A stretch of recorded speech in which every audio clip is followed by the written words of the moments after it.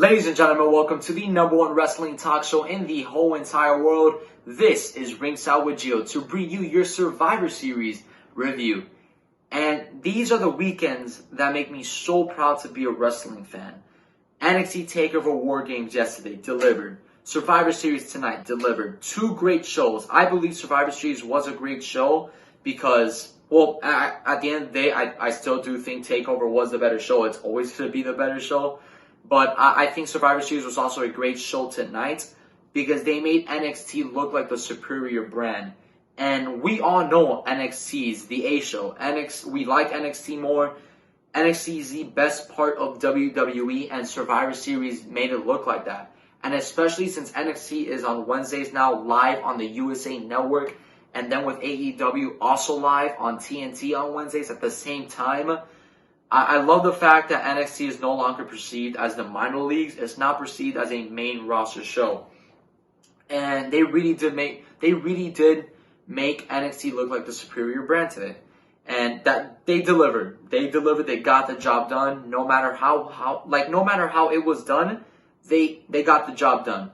And the fact that these men and women competed last night at War Games and then had to come back here tonight less than 24 hours putting on a performance for us, the fans, unbelievable. Thank you. That was amazing, and I could only imagine what your bodies are going through right now. That's insane. So, Survivor Series starts off with the Women's Survivor Series Elimination Triple Threat match. Team NXT is going to take this, and Rhea Ripley was the sole survivor. She pinned Sasha Banks, but at the beginning of the match, Candice LeRae and Io Shirai, they both got injured, so then it was literally Smackdown with their 5, Raw with their 5, and NXT with just 3. So NXT was down. They were they were in a bad situation. But as soon as I saw that happen, I had a feeling it was going to be like the Cinderella story, or the come from behind. And I knew NXT was going to win this match. I had a feeling as soon as I saw that. And in my predictions, I had them winning this match. And so one thing I didn't understand at the end was this. So Sasha Banks was left with Team Smackdown, and Natalya was left with Team Raw, and they're both looking at Ripley. And Ripley and Sasha and Natalya were the only ones left. And they're both looking at Ripley, and Ripley kind of looks hesitant to get in the ring. But I feel like if this was yesterday at War Games, she would have hopped in right away. She just would have gone in, like that, right away. And the fact that she was kind of hesitant, I was a little bit confused. And then after that, so Sasha Banks then turns on Natalya, pins her, then Ripley gets in the ring. They're going at it, which was a great affair between the two. But then Candice LeRae and Io Shirai come back in, and they distract Sasha. Io Shirai, when the referee's not looking, dropkick Sasha Banks. And Rhea Ripley's going to take advantage, and she's going to hit her finishing move on Sasha Banks and pin her. And I didn't think Ripley needed those two to win. I think it could have been better if those two weren't involved at the end. But at the end of the day, they delivered, and they got Team NXT to take the win. NXT's in the lead so far.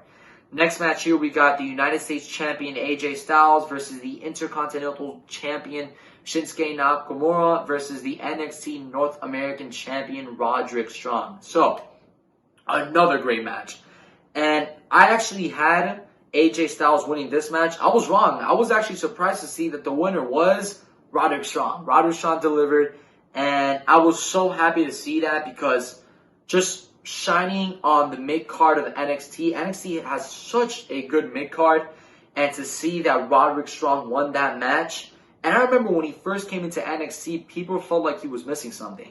And then he turns heel, joins the Undisputed Era, and we found it. That's what he was missing, a heel turn, to be part of a faction. And this has been the best I've seen Roderick Strong throughout his whole entire career as a wrestler. This is big for him. And he got the win tonight. And NXT so far, that's 2 in a row for them. Next here is the NXT Championship match. Adam Cole versus Pete Dunne. Easily a match of the year candidate. These two tore the house down. It was great. I was so happy with it. And the winner and still NXT champion, Adam Cole. Adam Cole delivered once again. There was this point in the match that that it was like Pete Dunne. He went to the turnbuckle. He jumped back, he did kind of like that backflip maneuver, and freaking Adam Cole delivered a super kick, and I was like, my God. And not only that, he delivered 2 Panama Sunrises, and I was watching this, and I was like, these two are just, after the matches that they had last night, and then doing it again today, that says it all by itself. I highly recommend you guys go see that match. It was great. Next here was the Universal Champion, The Fiend, Bray Wyatt versus Daniel Bryan. Another great match. It was a very good match. The best match that The Fiend has had yet on the main roster. I believe that this match with Daniel Bryan was better morely because of the crowd. The crowd was really feeding off of Daniel Bryan's energy. And when everybody was saying, give me the yes chance, man, I was getting goosebumps. I was getting chills watching that. And the winner and still Universal Champion is The Fiend, Bray Wyatt. But one thing I will say this, that I didn't like at all about this match. WWE, you guys gotta stop with the red lights in the ring. I can't. Oh man. I was watching it. I'm like, why? That's not needed. It doesn't make it. It makes it kind of harder on the eyes to see the match and enjoy it. I feel like without those red lights, it would have been a much better match. Our energy would have been, or our attention would have been much more into it. And it kind of made it harder to like just fully see the match. It was pretty dark. It was everything was red. And I'm pretty sure not that many of you guys are happy about that too. But tell me, what do you guys think about that, the red lighting, in the comment section? Just let me know. Next here was Team Raw, SmackDown, and NXT as they do the triple threat match for the Survivor Series elimination. So, on the Raw side, we got Randy Orton, Drew McIntyre, Seth Rollins, Ricochet, and Kevin Owens. For SmackDown, we got Braun Strowman, Roman Reigns, Baron Corbin, Shorty G, and Mustafa Ali. And as for NXT, which was actually announced later on, it was announced in the pre-show, we got, I have it right over here. Actually, I don't have it over here. Whatever, I'm going to see if I remember all of them. So, we got Reeves in the match. We got Tommaso Ciampa. We also had Keith Lee, which put on a great showing. Not only that, we had Walter, and who was the other one? And Matt Riddle. How can I forget Matt Riddle? So, it was a very good match, and it kind of started off a little bit slow, but then at the end, it really picked it up. Keith Lee pinning Seth Rollins, and the winners are Team SmackDown. Roman Reigns was the sole survivor as he hit Keith Lee with the spear, but you guys got to see this match. Keith Lee looked like an absolute superstar. Everybody was behind him. Everybody chanting, bask in his glory. Everybody was behind Keith Lee. If NXT would have won that match, it would have been one of the biggest pops in recent memory. One of the biggest reactions in recent memory, I should say. It was amazing. But I'm going to have one complaint about this whole match. Walter being in it, because I was really happy when I heard that Walter was in it. But the reason why I say Walter being in it wasn't a good thing was because he got eliminated. It didn't make sense. In my opinion, if you got Walter in this match, Team NXT shouldn't be losing at all. Walter's undefeated. He got eliminated about 3 minutes into the match, and he's never been pinned. He's the NXT UK champion. And to me, if you're gonna have SmackDown win that match, or you're gonna have Walter get eliminated, put somebody else in Walter's position. That didn't make sense to me. But yeah, it was a very good match. I'm okay with SmackDown getting the win on this one. I wanted NXT to get a full sweep today. I really wanted them to, but they couldn't. But at the end of the day, they still won Survivor Series. Next here is the WWE Champion, Brock Lesnar versus Rey Mysterio. This was a very good match, and they booked this amazingly. Dominic came out towards the ends of the match with the towel. Rey Mysterio comes from behind, hits Lesnar with a low blow. Then Dominic hits him with a low blow. They start getting the pie. Dominic hits Lesnar with the steel chair. Lesnar goes into like the middle of the ropes. They both hit the 619 simultaneously. And then Dominic goes up for the frog splash. They both go for the cover. They're like covering both of them on top of Lesnar. Lesnar kicks out at 2. I actually thought it was over. I was like, oh my God. But Lesnar kicked out.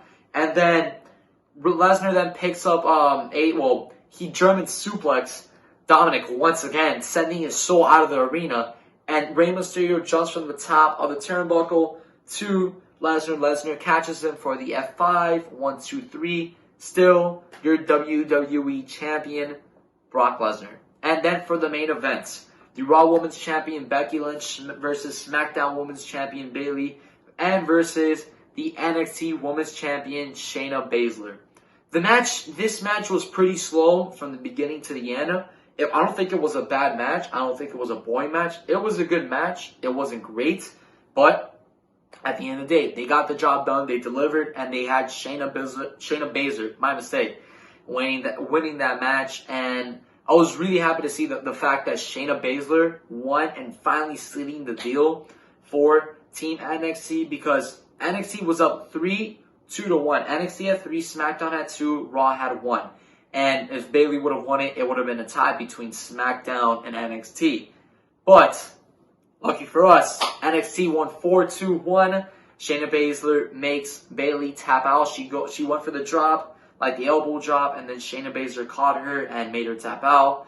And then she gets on the announcer tables, the Spanish one, starts celebrating, then gets on top of where they got the English guys commentating with Corey Graves, Michael Cole, and I believe that Phoenix was there as well. And she was celebrating that Becky Lynch hits her off the announcement table after the match is done again, mind you.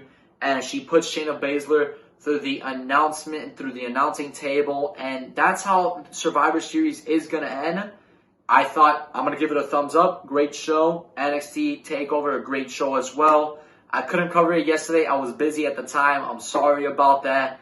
Thank you for your understanding. But for the next TakeOver, hopefully I'm not busy and I could do that, because I really want to cover a TakeOver. And yeah, guys, I'm going to have to give the TakeOver was a better show. But guys, let me know what you thought. What did you guys think about TakeOver and Survivor Series? Let me know in the comments. My Instagram and Twitter are down below. Super kick that like button. Chokeslam the subscribe button. And I don't know, spear the comment section. Alright, thank you guys. Take care.